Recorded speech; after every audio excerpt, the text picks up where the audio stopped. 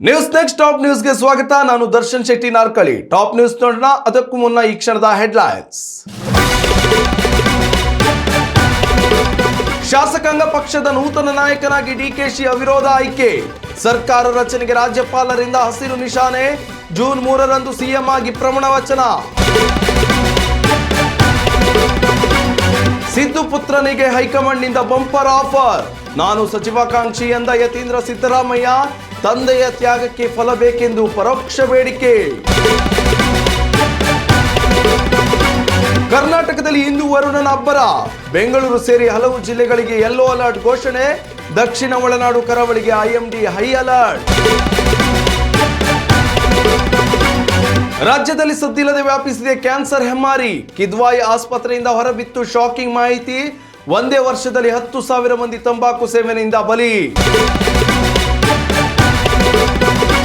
ಇಂದು ರೋಚಕ ಐಪಿಎಲ್ ಅಂತಿಮ ಕದನ. ಸತತ 2ನೇ ಟ್ರೋಫಿ ಮೇಲೆ ಆರ್ಸಿಬಿ ಕಣ್ಣು. ಸವಾಲೆಸೆಯಲು ಸಿದ್ಧವಾಗಿದೆ ಗುಜರಾತ್ ಟೈಟಾನ್ಸ್.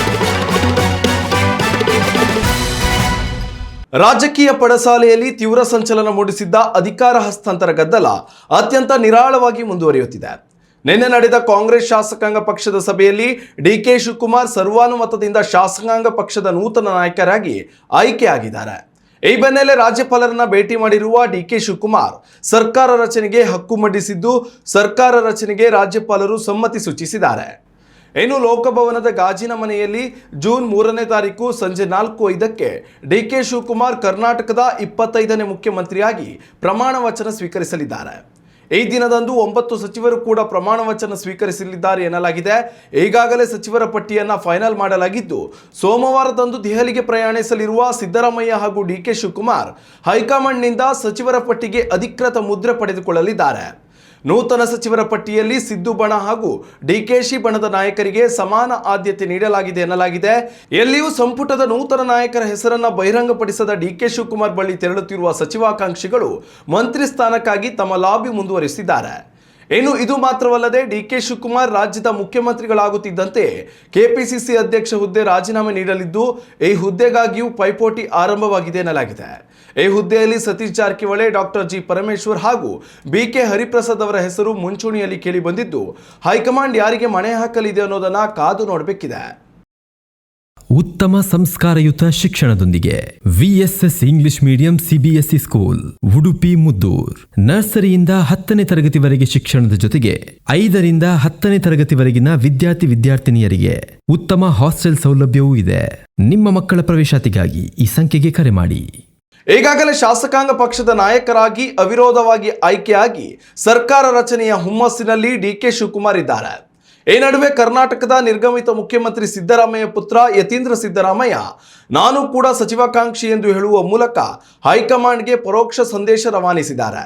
ಬೆಂಗಳೂರಿನಲ್ಲಿ ಮಾಧ್ಯಮಗಳೊಂದಿಗೆ ಈ ವಿಚಾರವಾಗಿ ಮಾತನಾಡಿದ ಅವರು, ನಮ್ಮ ತಂದೆಯವರು ಹೈಕಮಾಂಡ್ ಹೇಳಿದ ಒಂದೇ ಮಾತಿಗೆ ಬೆಲೆ ನೀಡಿ ರಾಜೀನಾಮೆ ನೀಡುವ ಮೂಲಕ ಮಾದರಿ ಎನಿಸಿದ್ದಾರೆ. ಪಕ್ಷದ ವ್ಯವಸ್ಥೆಯಲ್ಲಿ ರಾಜಕೀಯ ನಡೆಸುವ ನಾವು ಪಕ್ಷದ ವರಿಷ್ಠರ ಮಾತಿಗೆ ಗೌರವ ನೀಡುವುದು ನಮ್ಮ ಕರ್ತವ್ಯ. ನಮ್ಮ ತಂದೆಯವರು ಕೂಡ ಇದೇ ಮಾರ್ಗದಲ್ಲಿ ನಡೆಯುವ ಮೂಲಕ ಪಕ್ಷದ ವರಿಷ್ಠರಿಗೆ ಗೌರವ ಸೂಚಿಸಿದ್ದಾರೆ ಎಂದು ಹೇಳಿದರು. ಅಲ್ಲದೆ ರಾಜೀನಾಮೆ ಕೇಳಿದ ಸಂದರ್ಭದಲ್ಲಿ ಸಿದ್ದರಾಮಯ್ಯನವರು ಹೈಕಮಾಂಡ್ ಎದುರು ಏನಾದರೂ ಬೇಡಿಕೆ ಇಟ್ಟಿದ್ದಾರೆ ಎಂಬ ಮಾಧ್ಯಮಗಳ ಪ್ರಶ್ನೆಗೂ ಇದೇ ವೇಳೆ ಉತ್ತರಿಸಿದ ಯತೀಂದ್ರ ಸಿದ್ದರಾಮಯ್ಯ, ನಮ್ಮ ತಂದೆಯವರು ಹೈಕಮಾಂಡ್ ಎದುರು ಯಾವುದೇ ಬೇಡಿಕೆಯನ್ನು ಇಟ್ಟಿಲ್ಲ. ಆದರೆ ಹೈಕಮಾಂಡ್ ನಾಯಕರು ಸಿದ್ದರಾಮಯ್ಯ ಅವರಿಗೆ ರಾಷ್ಟ್ರ ರಾಜಕಾರಣಕ್ಕೆ ಬರುವಂತೆ ಆಹ್ವಾನಿಸಿದ್ದರು. ಮಾತ್ರವಲ್ಲದೆ ನಿಮ್ಮ ಪುತ್ರನಿಗೆ ಉತ್ತಮ ಸ್ಥಾನಮಾನ ನೀಡುವುದಾಗಿಯೂ ಅವರ ಮುಂದಿನ ರಾಜಕೀಯ ಜೀವನಕ್ಕೆ ಪೂರಕ ವಾತಾವರಣ ಕಲ್ಪಿಸಿಕೊಡುವುದಾಗಿ ಹೇಳಿದ್ದಾರೆ ಎಂಬ ವಿಚಾರವನ್ನು ಬಹಿರಂಗಪಡಿಸಿದ್ದಾರೆ. ಇದೇ ವೇಳೆ ನೀವು ಸಚಿವ ಸ್ಥಾನದ ಆಕಾಂಕ್ಷಿಯೇ ಎಂಬ ಪ್ರಶ್ನೆಗೆ ಹೌದು ಎಂದು ಉತ್ತರಿಸಿದ ಯತೀಂದ್ರ ಸಿದ್ದರಾಮಯ್ಯ, ನಾನು ಮಂತ್ರಿ ಸ್ಥಾನಕ್ಕೆ ಆಕಾಂಕ್ಷಿಯಾಗಿದ್ದೇನೆ ಎಂದು ಹೇಳುವ ಮೂಲಕ ಹೈಕಮಾಂಡ್ ನಾಯಕರಿಗೆ ಹಾಗೂ ಶಾಸಕಾಂಗ ಪಕ್ಷದ ನಾಯಕ ಡಿಕೆ ಶಿವಕುಮಾರ್ಗೆ ಬಹಿರಂಗ ಸಂದೇಶವನ್ನು ರವಾನಿಸಿದ್ದಾರೆ.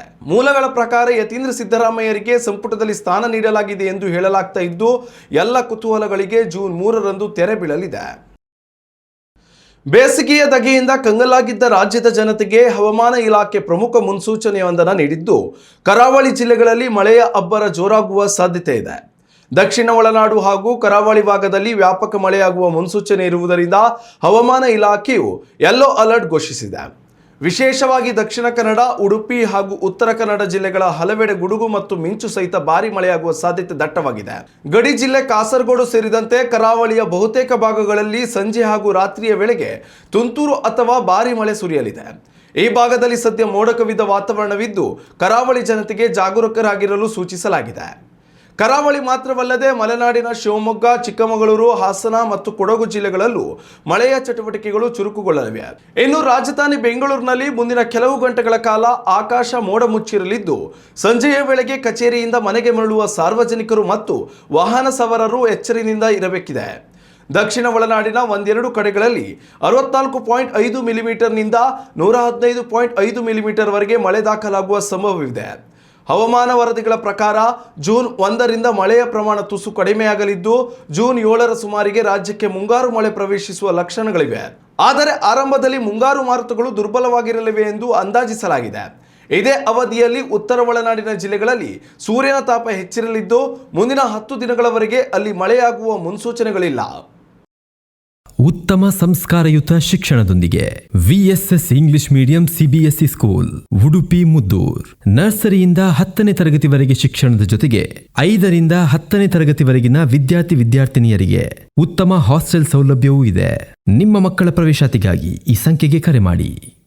ರಾಜ್ಯದಲ್ಲಿ ತಂಬಾಕು ಮತ್ತು ಧೂಮಪಾನದ ವ್ಯಸನ ಸದ್ದಿಲ್ಲದೆ ಸಾವಿರಾರು ಅಮೂಲ್ಯ ಜೀವಗಳನ್ನು ಬಲಿ ತೆಗೆದುಕೊಳ್ಳುತ್ತಿದೆ.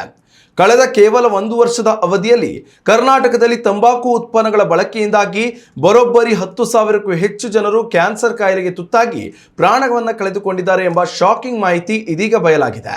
ವಿಶ್ವ ತಂಬಾಕು ರಹಿತ ದಿನದ ಅಂಗವಾಗಿ ರಾಜಧಾನಿಯ ಪ್ರಸಿದ್ಧ ಕಿಡ್ವಾಯ್ ಸ್ಮಾರಕ ಗ್ರಂಥಿ ಸಂಸ್ಥೆ ಈ ಆತಂಕಕಾರಿ ಅಂಕಿಅಂಶಗಳ ವರದಿಯನ್ನು ಬಿಡುಗಡೆ ಮಾಡಿದ್ದು, ಇದರ ಅನುಸಾರ ಪುರುಷರು ಶ್ವಾಸಕೋಶ, ಬಾಯಿ ಹಾಗೂ ನಾಲಿಗೆಯ ಕ್ಯಾನ್ಸರ್ಗೆ ಹೆಚ್ಚು ಒಳಗಾಗುತ್ತಿದ್ದರೆ ಮಹಿಳೆಯರು ಶ್ವಾಸಕೋಶ ಮತ್ತು ಬಾಯಿಯ ಜೊತೆಗೆ ಅನ್ನನಾಳದ ಕ್ಯಾನ್ಸರ್ಗೆ ತುತ್ತಾಗುತ್ತಿದ್ದಾರೆ ಎನ್ನಲಾಗಿದೆ.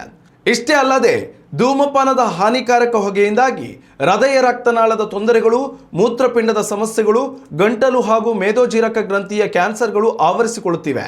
ಕಣ್ಣಿನ ಅಂಧತ್ವ, ಉಬ್ಬಸ, ಹಲ್ಲುಗಳ ದೌರ್ಬಲ್ಯ ಮತ್ತು ಪುರುಷರಲ್ಲಿ ವೀರ್ಯಾಣುಗಳ ಕೊರತೆಗೂ ತಂಬಾಕು ನೇರ ಕಾರಣವಾಗುತ್ತಿದೆ ಎಂಬ ಆಘಾತಕಾರಿ ಮಾಹಿತಿ ಹೊರಬಿದ್ದಿದೆ. ರಾಜ್ಯದಲ್ಲಿ ವರದಿಯಾಗಿರುವ ಒಟ್ಟು 88,813 ಕ್ಯಾನ್ಸರ್ ಪ್ರಕರಣಗಳ ಪೈಕಿ 22,583 ಜನರು ಸಾವನ್ನಪ್ಪಿದ್ದಾರೆ.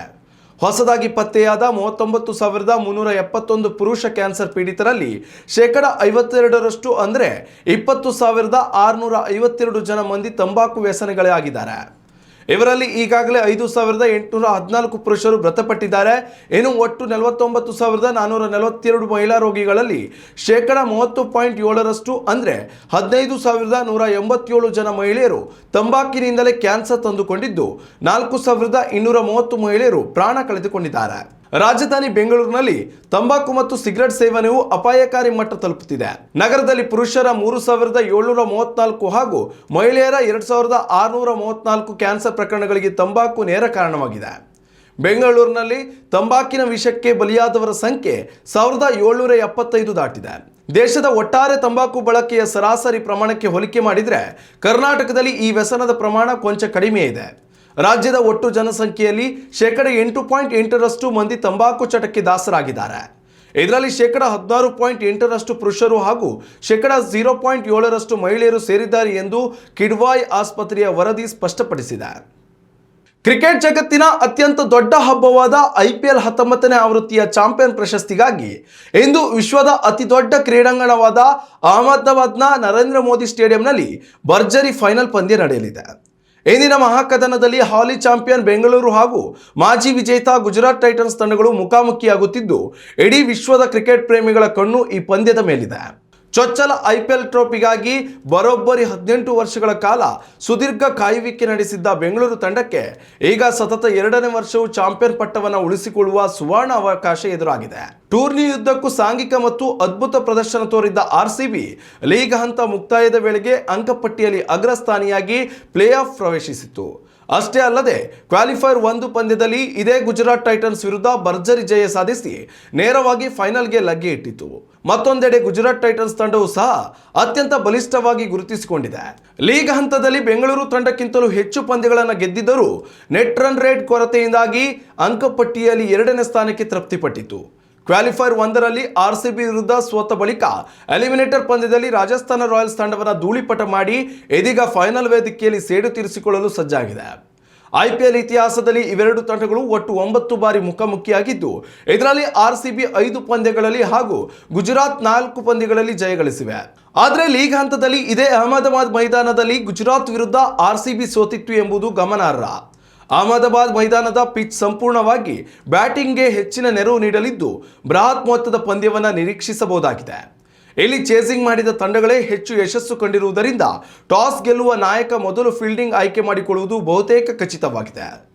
ಇಂದಿನ ಪಂದ್ಯದಲ್ಲಿ ಬೆಂಗಳೂರು ಅಥವಾ ಗುಜರಾತ್ ಯಾರೇ ಗೆದ್ದರೂ ಸಹ IPL ಇತಿಹಾಸದಲ್ಲಿ ಕನಿಷ್ಠ 2 ಟ್ರೋಫಿಗಳನ್ನು ತನ್ನ ಮುಡಿಗೇರಿಸಿಕೊಂಡ 4ನೇ ತಂಡ ಎಂಬ ವಿಶೇಷ ಹೆಗ್ಗಳಿಕೆಗೆ ಪಾತ್ರವಾಗಲಿದೆ. ಈ ಪಟ್ಟಿಯಲ್ಲಿ ಚೆನ್ನೈ ಸೂಪರ್ ಕಿಂಗ್ಸ್ 5 ಬಾರಿ, ಮುಂಬೈ ಇಂಡಿಯನ್ಸ್ 5 ಬಾರಿ ಹಾಗೂ ಕೋಲ್ಕತಾ ನೈಟ್ ರೈಡರ್ಸ್ 3 ಬಾರಿ ಕಪ್ ಗೆಲ್ಲುವ ಮೂಲಕ ಸ್ಥಾನ ಪಡೆದಿವೆ. ಇನ್ನಷ್ಟು ತಾಜಾ ಸುದ್ದಿಗಳಿಗಾಗಿ ನೋಡ್ತಾ ಇರಿ ನ್ಯೂಸ್ ನೆಕ್ಸ್ಟ್. ಇದು ವರ್ತಮಾನದ ಕೈಗನ್ನಡಿ.